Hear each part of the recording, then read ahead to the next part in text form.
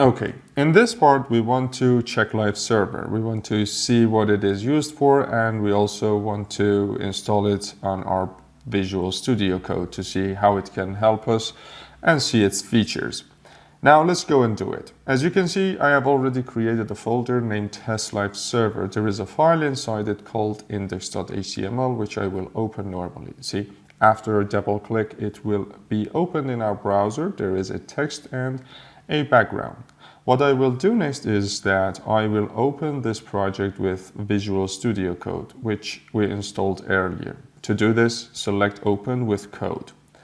If I click on this, see, this is our folder, Test Live Server, and this is our file, index.html. Now I'll go here, see, I have written my background here, and you can see the style that I have written here. Now I'll change the background, for example, to 00F, and like this, it will change to blue. I'll go back, and as you can see, nothing has happened. I must refresh the page for it to take place. Now this is why live server is useful. When we are creating a website over and over again, after writing a CSS, SASS, or JavaScript code, we need to refresh the page so that we could see the result. I'll change HTML. Next, we need to refresh the page to see what happened. However, when we install live server, these are no longer the problem, and we won't need to refresh the page each time. It will automatically refresh the page and show us the result. But how? Let's go and see how. See, in this part, in extensions, we will install something. Its name is live server.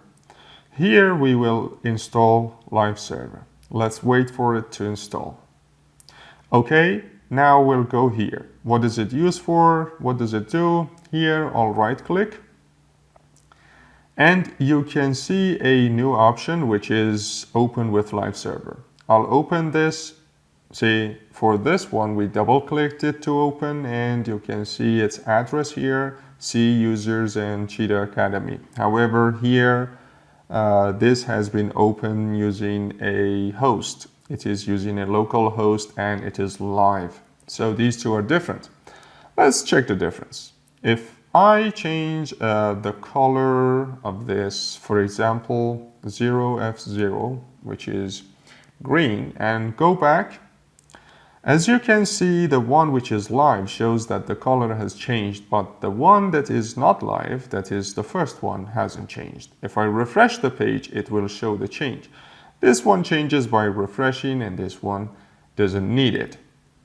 Now let me show this more clearly.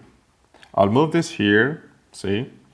In this part, I'll make some changes. And now we are on live server. See, when I change the color, for example, it changes instantly.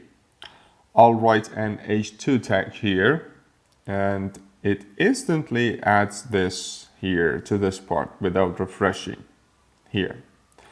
I will make another change, and again, it will show us the change. I'll remove this, and it shows the result. If I delete this, see, it is instant, and it doesn't need to be refreshed. But now let me write the same, for example, heading, and add some of these here. You can see them instantly, but what about this one? It is still in its previous mode, and we have to refresh the page to see the results.